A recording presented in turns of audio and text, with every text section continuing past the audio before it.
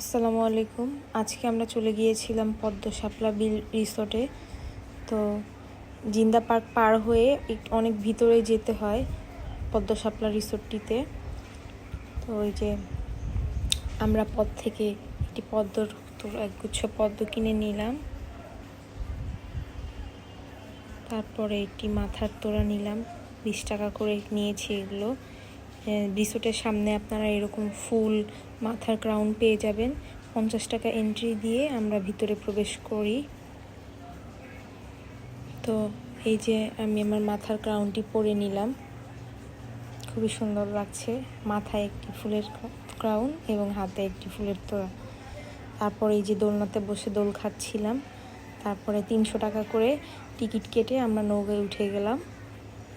নৌকার দুই পাশেই অনেক সুন্দর পদ্ম এবং শাপলার কম্বিনেশনে পুরো বিলটি খুবই সুন্দর লাগে,